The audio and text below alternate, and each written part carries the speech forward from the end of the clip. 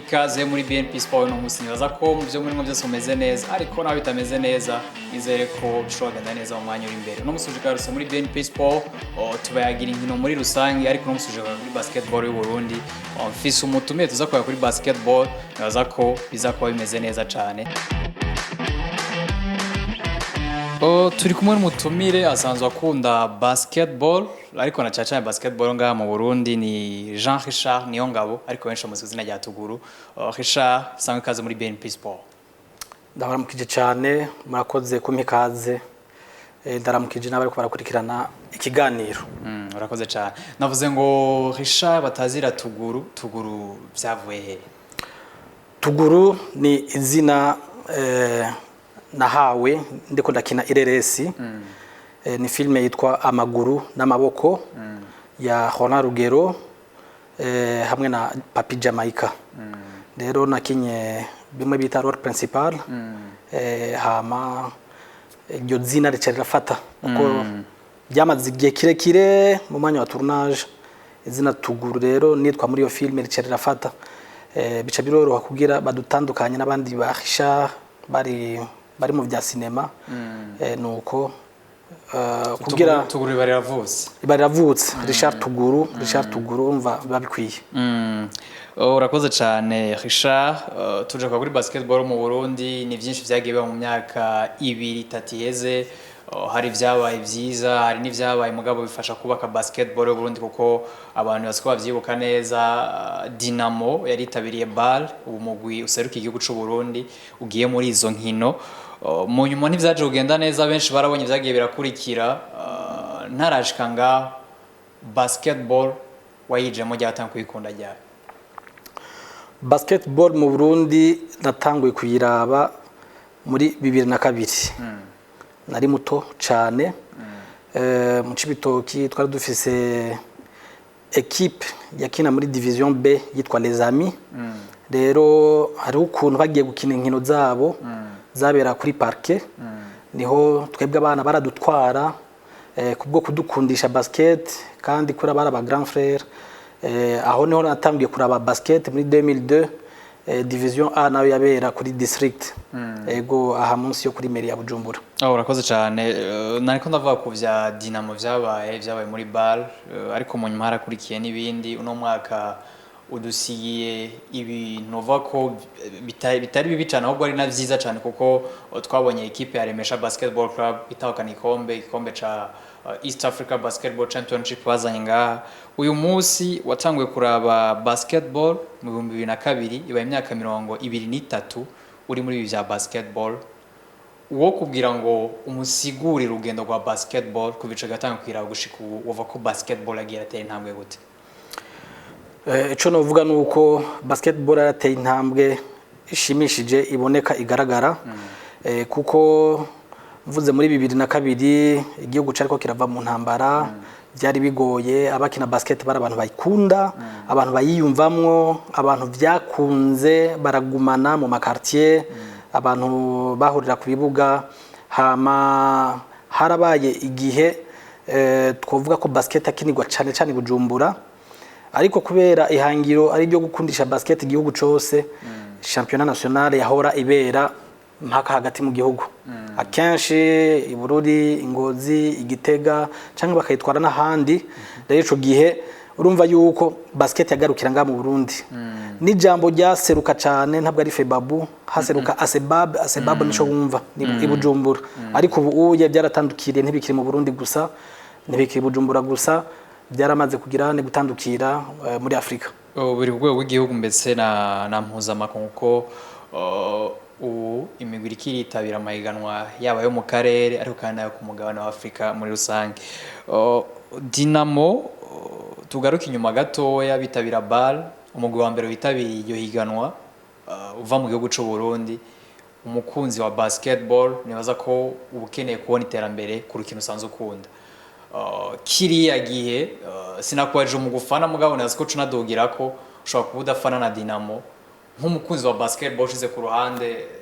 ko uri umukunzi wa Remesha canke Rizipo we wavyakiriye gute? Nuvuga ko ari munezero udasanzwe ego kuko hari ikintu ca mbere kiba kiryoshe mu buzima. Hagati aho ndaguciremo gatoya, usanzwe umuntu wese akunda urukino baravuga ngo aragira umugwi akunda fana muri basketball, umuntu usanzwe ufana umugwi wawe? Fana umugwi wa Les Amis wo mu Cibitoke. Les Amis ubu muziri mu cicaro ca mbere nta mugwi urimwo? Fana urunani. Urunani. Aho niho wanashaka. Okay, wandanya tubwire. Ego ndafana urunani kuva kera umwaka wa 2002. Ariko urumva yuko nagiye kuraba ari uko naherekeje umugwi wa Les Amis. Rero twako tuvuga ati umugwi wa Dinamo uja muri BAL.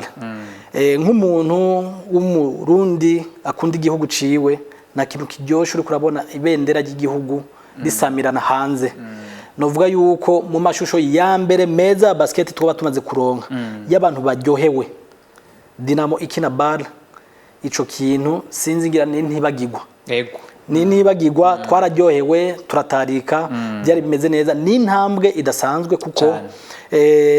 burya umaze gushika ku yindi ntambwe kanaka biratuma na ryashusho abakinyi bacu bamenyekana, igihugu cacu kikamenyekana, kuko nkuko tubivuga ni kenshi turasohoka ariko ugasanga igihugu ntikizwi mu makungu. Rero ije iba ari intambwe kanaka yerekana ati Dinamo iva he mu Burundi, ntibigarukira kuri club gusa ahubwo oya n'igihugu cyose. Yego. Inyuma yaho novuga ko hari vyabaye, abantu benshi baravyibuka kubera impamvu izina ziriya umugwi wabandanya muri BAL, mugabo ico kwitabira coco twarakibonye. Umwaka wakurikiye hari haserutse urabona ko n'ubwo batwaye iganwa ryo ngaha rya VBL, baja muri Road BAL bagera muri Elite 16. Elite 16 babaye abagatatu muri Division Est, mugabo ntivya ku makuru ahari nubwo atari officiel. Amakuru agize imisi agenda avuga ko ashobora kuba ari umugwi wo muri Afrika y'Epfo yitwa MBB Basketball, ushobora kuba rose uburenganzira nka wild card ngo uze witabire BAL. Umukunzi w'urunani ubu ndahinduye ntukiri umukunzi wa basketball gusa, ubu ndakuzanye ku mukunzi w'urunani. Urunani no mwaka gwitabira Road BAL bagera Elite 16. Nk'umukunzi w'urunani mwabonye basketball iri ku rwego rwayo ku mugwi wanyu w'urunani? Ndabivuze kabukunzi navuga yuko umugwi w'urunani warateye intambwe idasanzwe. Warateye intambwe idasanzwe kuko urumva yuko ntiwaronse amahirwe kumbure yo gukina phase finale, ariko ugiye kuraba parcours usanga babyifashemo neza. Mu nkino 9 ushoboye gutsinda inkino 8, ugatsindwa urukino rumwe. Mu ijambo rimwe nk'umukunzi w'urunani twararyohewe inshuro 8, twarara turyohewe, twatsinzwe rimwe. Rero bamaze gutangaza ko umugwi wa MBB wo muri Afrika y'Epfo ari waronse wild card, hari ahantu udashoka utera induru canke ugire ntari kuvuga ati uko biri kose nabajya barabizi yuko ari umugwi ukomeye cyane kumbura wari gushobora kuronka ico kibanza bagiyemo. Ivyo za wild card nibaza ko ni n'ibintu vyagiye birateza impari cyane, kuko wasanga ibisabwa kugira umuntu aronke tike ya wild card benshi batabihuriza ko. Umwe akavuga ngo baraba uko witwaye muri division ya Elite 16 wari urimo, abandi bakavuga ngo hari ibindi bintu baraba bituma umuntu yitabira BAL. Nibaza ko nimba ubu turiko tuvuga ko MBB ishobora kuba yarose uburenganzira bwo kuja muri BAL, nibo baravye ko bitwaye muri division bari, kuko MBB division yarimo yabaye gatandatu mu Rwanda babo gwa gatatu. Birumvikana ko ntiwoza gutora wa gatandatu imbo warabe kumwe umuntu yitwaye uwa gatatu ahari. Nivyo ni n'urunani twovuga ko ntibiraba officiel, mugabo ibiriko biravuga nuko MBB ishobora kuba yarose uburenganzira bwo kina BAL. N'amakuru ahari bo biyandikiye ku rwego rwa Facebook, MBB Basketball bo baramaze kwemeza ko bari muri BAL 2025. Mugabo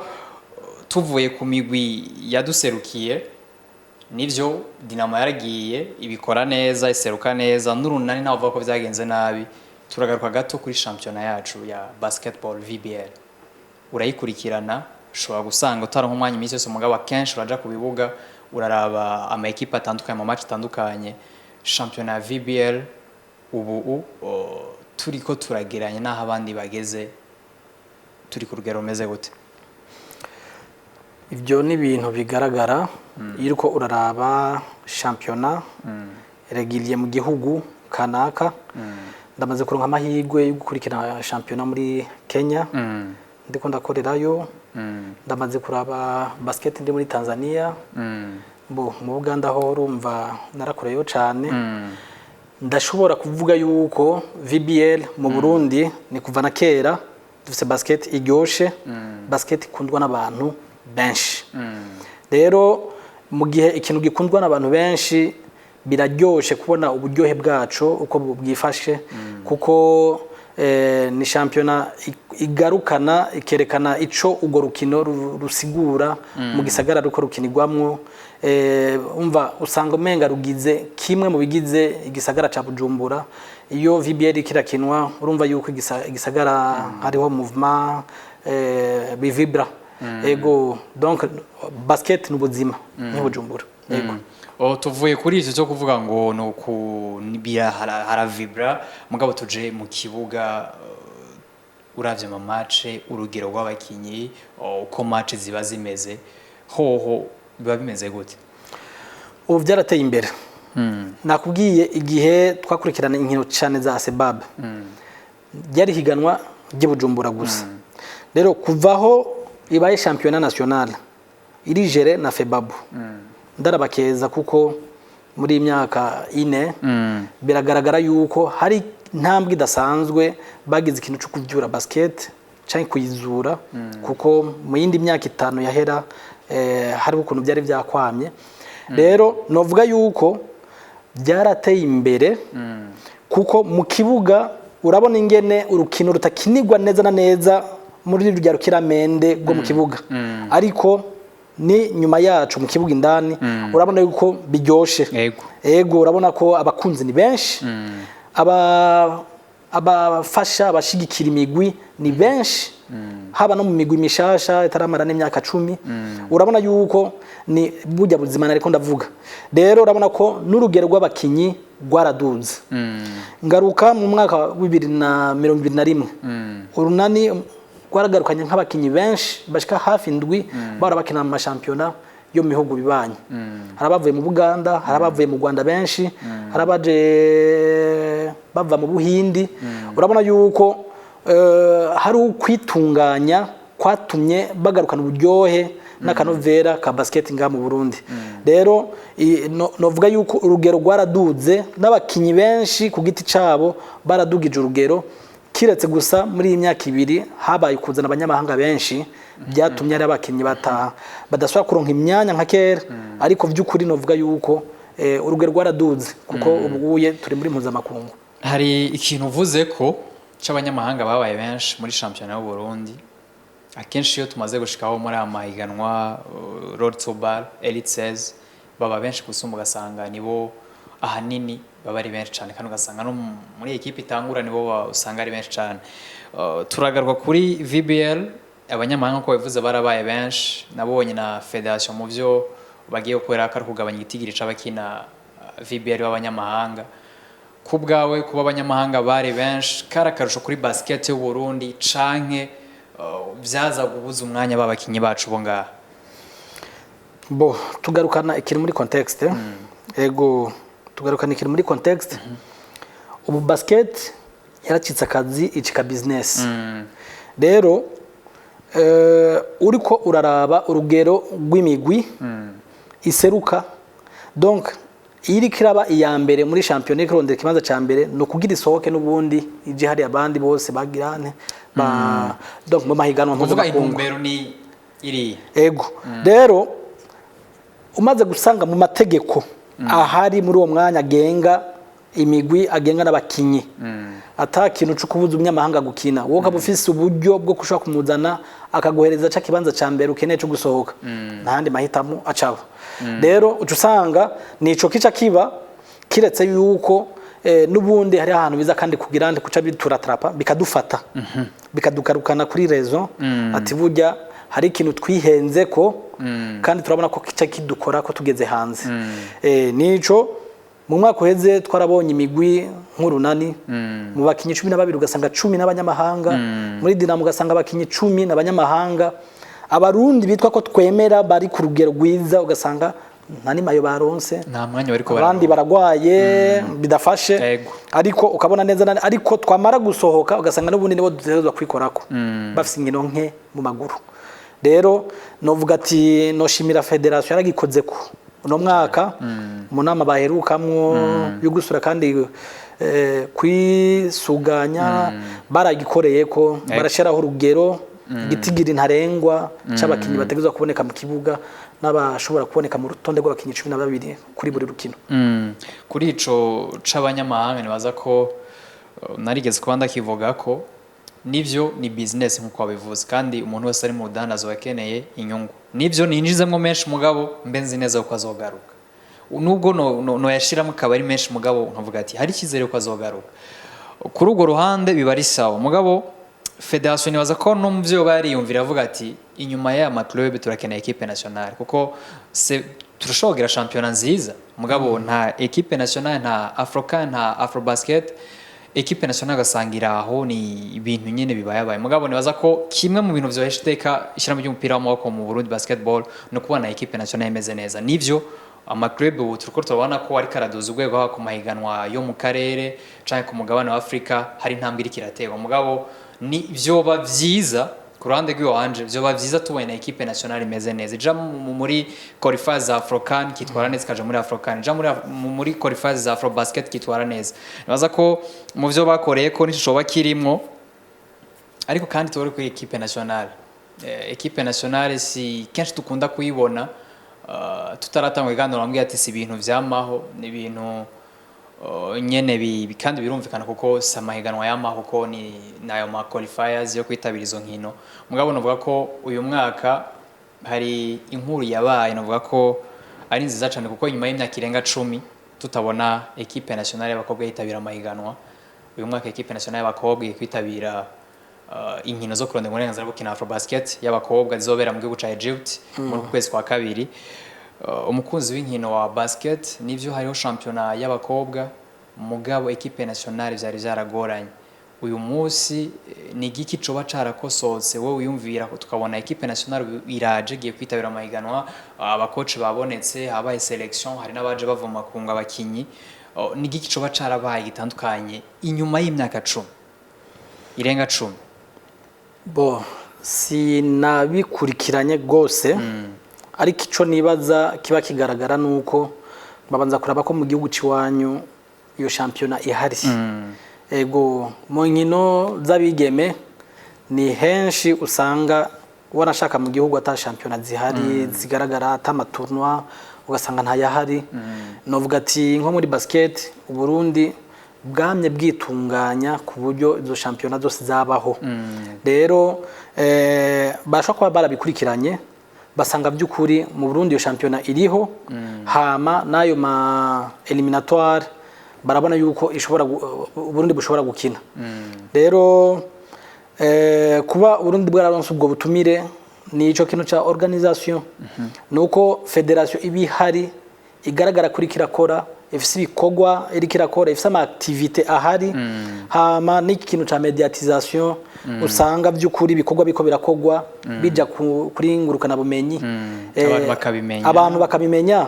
umunsi tuko tuvuga bal kubera iri mediatize cyane urunani ramaze gukina Coupe d'Afrique za basket inshuro kabiri maze kuronka qualification inshuro gatatu ariko kubera iyo myaka bitari mediatize cyane ntibivugwa mengo ni ibintu bisanzwe sinabenshi babimenya nivyo oye rero niki kintu ca media igaragaza by'ukuri ikintu kiko kirakogwa ku munsi niki kintu ca federation ibiri kirakora ibikogwa igasohora des communiqués des rapports ama donc les annonces hama ikabifise n'urubuga ruhari ruzwi umuntu ashaka kurondera kwa makuru akabona by'ukuri bihari nibiye nivyo oye n'utuntu duto tuja hamwe tukerekana yuko ubuzima bw'ico kintu buriho n'icyo gihugu yego nivyo kuko ugiye kuraba uno munsi hariho championnat y'abakobwa hariho n'iy'abagabo ariko iyo ugiye kuraba n'andi matono agenda abaho ya basketball navyo biri mu bintu bituma babakinyi bagira inkino nyinshi mu maboko kuko n'urukino rw'amaboko ivyo nkuko bivuze federation iragerageza kuko ni ibikorwa iba yatunganije irabimenyekanisha barasura urubuga babicishako kandi nibaza ko FIBA Afrique nayo irakurikira ama federation kuko nici bijeje iravuga ati turakene najya ama classement yava kugira ngo bakore classement bari equipe nationale baba babikurikiranye ugasanga rero iki championnat barayizi bamaze kubona ko iriregiriye abakinyi bashobora kuboneka bakitabira izo nkino ni n'ikintu nashimye kuko Giti Nezerwa Ines naragiye ku kibuga bari korakora ko imyimenyerezo turakorana ikiganiro nambwiye ati ni ikintu cyo gushima kuko nimba haciye imyaka irenga 10 ata selection tubona ni ikintu cyo gushima cyane nivyo ushobora gusanga bivanye nuko bashobora kuba babimenye basa n'abateba cyane gatoya ugasanga ntibitwaye neza mugabo kimwe mu byo gushima nuko abaye ko kwitaba mbere na mbere ego no nivyo n'ubundi ni kwa kuntu kukugaragaza ibikorwa bihari ko biriko birakogwa murakoze cyane ni ikintu ciza rero cyo gushima kuko umugiseruko wa basketball mu bakobwa gikwitabira inkino zo kurondera uburenza bukina Afro Basket ni inkino zobera mu gihugu ca Egypt kuva ku ikinekezo ya kabiri ku kwezi kwa kabiri ugiye kuza reka tumere nk'abaja ku musozo kuko umwanya uri kuramera nk'utujana inyuma y'utu twigoro twagiye turaba mu ma club turabonye ko na equipe nationale y'abakobwa bitahora bihaba nyuma y'imyaka irenga 10 ubu biriko biragenda neza abafise aho bahurira na basketball kuko si federation yonyene hari ama club hari abo bakinyi hari abo bakunzi b'ubwo rukino kuko nabone inkenerwa cyane hakurikira kugira ngo tugume kuri no murindi tubone equipe nationale yateye imbere ama club abanaje ateye imbere nko biriko biragenda muri no minsi novuga ati ubu turi mu mwaka ugira gatanu turatanga umwaka ugira gatanu bigaragara yuko abarongozi ba basketball mu Burundi bafashe yindi nzira y'ukurondera ingene twotera imbere cyane bishoboka ego rero ubu navuga ko twokanura kandi tukaraba imbere ubu tuko dukina basket tutisunga cyane ngahi wacu tuko turondera ingene dusohoka hanze basket yacu tuyamamaze imenyekane muri Afrika mu buryo bugaragara nuko tworaba byukuri abandi bageze hehe ego twaramaze imyaka myinshi turi muri Asebab inkino zibera kuri Toyota departement tukakibona nk'ikibuga kidasanzwe cyo kubungabunga kitari cyo gukinirwa k'inkino nyinshi kugira ngo cyononekare ariko ubu yaho tugeze turabona yuko turiko dusohotse dukina mu bibuga bisakaye nibaza nico kintu niho tugeze muri no mwanya kugira bikunde yuko tubandanya ku murundi turiko nuko ico kintu tugisiga inyuma kijanye n'inyubako rero iyo tuvuze ikibuga gisakaye gifise na terrain iba itari ryasima ego hama kica kijana n'ibindi bintu byo ku ruhande amahoteli amabarabara n'ibintu urumva bitegerezwa kuja ku rwego rw'igihugu jewe ndi umuntu yizera cyane kandi nizigirana n'ababirimwo muri imyaka 15 turashobora kuba twarabonye ibibuga byinshi bya football byubatswe amastade ndizera ko n'icya basketball dushaka kukironka kimwe ciza muri ivyo bihugu byose uri kurumva henshi bafise ikibuga usanga ari ikibuga kimwe ariko ciza kiri kuri nova kuri niveau international canke cubahiriza ama standard abahari nico kintu twokorera ko cyane hama na division zijya zo hasi zikinwe baziyumvire ko haboneka inkino nyinshi ziri muri makadre ari organize ameze neza hama doheze twirabire basket ryoshe urakoze cyane hari ico kijanye n'inyubako ni basketball ariko nani ma discipline arabikeneye nibaza ko biri mu bintu byo kuja mu migambi yo gukorwa kuko birakenewe cyane hari aho tugera bikadukora ko ivyo zo gukomeza amahiganwa y'abakiri ivyicaro biri hasi nimba icicaro ca kabiri n'ivyicaro biri munsi n'abakinyi bakiri bato tutabibagiye kuko babakinyi bakomeye bavangaho nyene Richard wakoze cyane twagiranye ikiganiro ciza tuba dukeneye ko abantu bafite ivyiyumviro mu rukino runaka baza bakabisangiza abandi kuko ibi vyiyumviro tuvugira ngaha birasohoka ari ushobora kubisanga afite ico yobikora ko agasanga akavuga ngo ni iciyumviro ciza cyo gukora ko wakoze cyane kubana nanje baza ko twagiranye iganiro ciza. Nje ndabashimiye ku butumire bwanyu ego baza kwiganiro cagenze neza. Cagenze neza cyane. Urakoze cyane Richard nibaza ko uri umukunzi wa basket bamwe muzuza murahura ku bibuga naje duhurirayo. Reka nshimire n'abadukurikiranye abakunzi ba BNP Sport jewe ndababwire ngo nahutaha.